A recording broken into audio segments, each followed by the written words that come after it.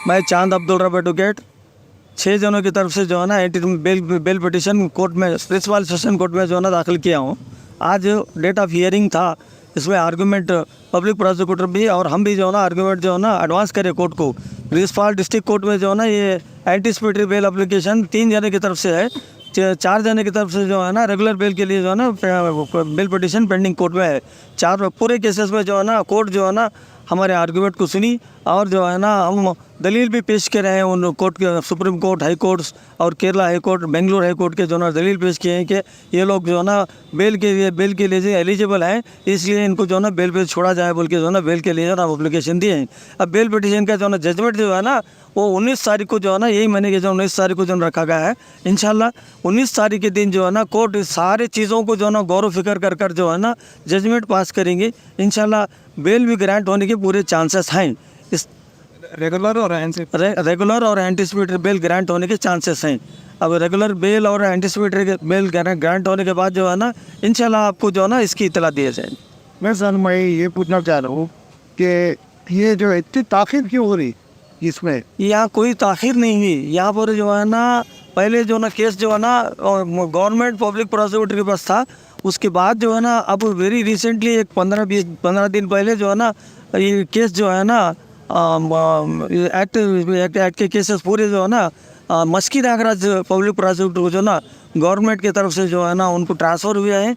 लिहाजा उन्होंने भी जो है ना एक 8 दिन टाइम लेकर जो है ना आज रिक्वेस्ट कर जो है ना आर्गूमेंट के लिए रखे थे। आज इसके बारे में जो है ना आर्गूमेंट उन्होंने फुलफिल हो गया। यहाँ पर कोई डिले या ताक़ीद नहीं हुई। कि मैं आखिरी एक सवाल करना, बोलिए मैंने सिराज जाफरी साहब कि अवाम जो है ना इतनी देर मतलब सफ़र का पैमाना ख़त्म हो गया तो लोग जो है ना खुदकुशी करने पर मजबूर कर रहे हैं। आप अवाम को क्या मैसेज देना चाह रहे हैं? देखिए, किसी भी चीज़ का हल खुदकुशी नहीं है। पैसों के ऊपर खुदकुशी करना जान इतनी सस्ती भी नहीं है। तो आवाम को ये बोलना चाह रहा हूँ, आप हिम्मत से रहिए। ये कॉन्स्पिरेसी जिस वक्त हुई 22 तारीख को, जिस दिन केस हुआ, केस होने के बाद ही जो है ये कॉम्प्लेक्सिटी शुरू हुए हैं। जब तक केस नहीं हुआ था सारी चीज़ें प्रॉपर चल रही थी, बिज़नेस जो है एक अकॉर्डिंगली चल रहा था। अब ये सारी चीज़ें सब्जुडाइज मैटर है। कोर्ट के अंदर हम पेश कर रहे हैं कि बिज़नेस को किस मॉड्यूल से किया गया था, क्या किया गया था। अब केस की नुयत भी आपको सर समझा चुके हैं, सीनियर सर जिस तरीके से आर्ग्यूमेंट्स किए हैं, हमारे सारे आर्ग्यूमेंट्स पेश हो चुके हैं। पब्लिक को ये समझने की ज़रूरत है जिस एक्ट के तहत केस हुआ है वो कोई मामूली एक्ट नहीं है। हिंदुस्तान में एक डिफरेंट किस्म का केस है। बट्स एक्ट जो है ये पब्लिक को एक मैसेज देना चाह रहा हूँ, एक ऐसा एक्ट है इसके अंदर डायरेक्टली या इनडायरेक्टली किसी का भी इन्वॉल्वमेंट हो, सबको पनिशमेंट हो सकता है इसके अंदर। तो लिहाजा पब्लिक इन चीज़ों से दूर रहे, इंतज़ार करे, ताकि ये कि अगर मामूली केस होता, कुछ लोगों ने जो कॉन्स्पिरेसी की, कई सारे कंप्लेंट्स भी किए, उन लोगों का सोच कैसी थी, ऐसा कंप्लेंट करेंगे पैसे निकाल लेंगे, हो जाता। ऐसा नहीं है।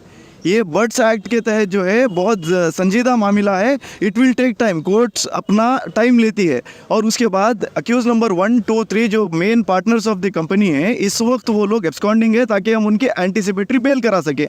अब वो लोग due ordinary course of business नहीं कर पा रहे हैं, जिसकी वजह से उनको तकलीफ हो रही है पेमेंट देने के लिए। जैसा कि आप सभी लोग जानते हैं, उनके सारे बैंक अकाउंट सीज हैं इस वक्त। सारे बैंक अकाउंट सीज रहने की वजह से वो लोग एब्सकॉन्डिंग में है बेल के लिए, तो पेमेंट पहुंचाने का ज़रिया नहीं है उनके पास। इसी वजह से ताख़ीर हो रही है। अगर उनको भागना होता तो यहाँ पर एसेट्स नहीं बनाते थे। ये बात मैं वाजे कर दूँ, आज कोर्ट में भी सर की तरफ से जो है जज साहब को बोला गया है, पैसा कहाँ गया, एसेट्स बने हुए हैं। 105 एकड़ ऑफ की लैंड जो है उन्होंने रजिस्टर किए हुए हैं। 5 करोड़ रुपए डीमैट अकाउंट में सीज़ किया गया है। 7 करोड़ रुपए का बैंक अकाउंट भी सीज़ किया गया है। ऐसा नहीं है कि पैसे नहीं है, पैसे हैं, मिलेंगे। अभी ये जो लीगल कॉम्प्लेक्सिटी हुई है, जिस वजह से दुश्वारियाँ पेश आ रही है, इसी वजह से पेमेंट नहीं हो रहा है। पिछले महीने हमने देखा किसी वजह से उन लोगों ने एसेस किया, उनकी कंपनी के किसी वजह से लोगों को, गरीब लोग, गुरबाओं को पैसे भी पहुंचने की कोशिश की, हमने मीडिया के थ्रू देखा है। तो शायद इस बार भी वो होगा। लोग भरोसा रखें, हिम्मत रखें, लेकिन जब तक कोर्ट की कार्रवाई पूरी नहीं होगी, जब तक एंटीसिपेटरी बेल या रेगुलर बेल उनको ग्रांट नहीं होगी, ordinary course of business start नहीं होगा, तब तक रिफंड हो, चाहे आप लोगों के लैंड की डीलिंग्स हो, चाहे आपके प्रपोज किए गए एनए की लैंड हो, वो सारी चीज़ें क्लियर नहीं की जा सकती। इसीलिए मैं आवाम से एक रिक्वेस्ट करता हूं कि प्रेशर ना बनाए, ना अपने आप के ऊपर स्ट्रेस ले, अग्रेसिव ना हो, बिल्कुल अग्रेसिव ना हो और ना स्ट्रेस ले। आप लोग आने के बाद सारी चीज़ों का हल होता। एक बार जान जाती तो वापस नहीं आती। सर सलामत तो पगड़ी हज़ार, अगर आप सर ही कुर्बान कर देंगे तो पगड़ी कौन पहनेगा। तो मैं मानता हूँ इस वक्त डिफ़िकल्टीज चल रही हैं, जो दुश्वारियों से आप गुजर रहे हैं इस वक्त वही दुश्वारियों से दरवेश ग्रुप भी गुजर रहा है। 3 लोग एब्सकॉन्डिंग में हैं, बाकी लोग जेल के अंदर हैं। वो लोग भी जो है कोई फूल के रास्ते पे नहीं चल रहे हैं, वो लोग भी कांटेदार रास्ते पे चल रहे हैं, उनकी भी डिफ़िकल्टीज़ है। हमारे लिए कम से कम घर है, हम कहीं जा रहे हैं, एक दूसरे से बात कर रहे हैं, वो लोग वो भी नहीं कर पा रहे हैं इस वक्त। इसीलिए कोर्ट का दरवाज़ा खटखटाया है। ऑनरेबल हमारे सीनियर रफ साहब की तरफ से जितने भी आर्ग्यूमेंट्स थे, सुप्रीम कोर्ट के, हाई कोर्ट के, केरला हाई कोर्ट के, सारे लीगलिटीज़ को जो है हमने पेश किए हैं और हमें पूरी उम्मीद है कि इंसाफ मिलेगा। और जैसे ही इंसाफ मिलेगा, आप लोगों के भी जो भी कंडीशंस है वो सारी चीज़ों को जो है बैठ करके दरवेश ग्रुप क्लियर करेगा, ऐसा हमको पूरा तयक़ुन है इसका। सिराज भाई, ये मामले को लेकर पूरी तरीके से ये भी कहा जा रहा है कि कुछ लोग ये भी कह रहे हैं कि ये पॉन्जी स्कैम है या ये इसको IMA स्कैम से रिलेट। देखिए स्कीम को स्कैम में तब्दील करना लोगों का काम है। हम इस स्कीम को स्कीम के तहत ही ले जा रहे हैं। एक सिविल लायबिलिटी और एक नॉर्मल बिजनेस को जो है स्कैम की तरफ पेंट करने की कोशिश की जा रही है, जिसके लिए हम भरपूर कोशिश कर रहे हैं। रब साहब दिन रात मेहनत करके सारी चीज़ों का मुताला करके सारी चीज़ों को एसेस करके उन्होंने लीगलिटीज़ को पेश किया हुआ है। ये स्कीम है, स्कीम को स्कैम का कलर पेंट करने की कोशिश की जा रही है। इसीलिए आवाम को मैं रिक्वेस्ट करता हूँ कि आप अपने जहन को जो है मुंतशिर ना करें, इन सब बातों में आकर के अपने आप को स्ट्रेस ना दें, अग्रेसिव ना हो। हमें उनको पैसे वापस देने के लिए, किसी का आँख ना मारने के लिए जो है ना हिदायत दी है उन सबको भी। मैं जाफरी साहब, मैं आखिरी एक सवाल करना चाह रहा हूँ।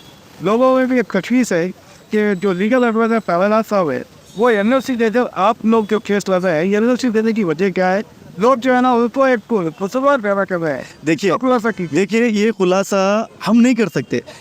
एडवोकेट से, वो लीगल एडवाइज़र थे, वो कंपनी के लीगल एडवाइज़र थे, लीगल एडवाइजिंग वो कर रहे थे। बाद में जो हादसा पेश आया, हादसा पेश आने के बाद उनके साथ मारामारी हुई, उनके ऊपर पता नहीं है CID का, पुलिस का क्या प्रेशर है। उनकी अपनी ज़िंदगी भी होती है वकीलों की, ऐसा नहीं होता, तो उस वजह से हुआ। अब जहाँ तक पैसों का लेन देन का सवाल है, ये हवाई बातों पे बिल्कुल ना जाए। कट्टों पे, चबूतरों पे बहुत सारी बातें होती हैं। लोग कहते हैं उनको करोड़ रुपये दिए, इनको 10 रुपये दिए, इनको 1000 रुपये दिए। इसकी कोई पुष्टि नहीं है और ये बिल्कुल गलत बात है कि पैसों का कोई लेन देन और हेर फेर हुआ है। बराए मेहरबानी इन सब बातों को जो है दूर रखें। अल्लाह से दुआ करें कि हक बात जो है वो सामने आए, कोर्ट में हक का फैसला हो, इन लोगों की एंटीसिपेटरी बेल और रेगुलर बेल हो जाए और आवाम जो इंतजार कर रही है उनको पैसा उनका मिल जाए। थैंक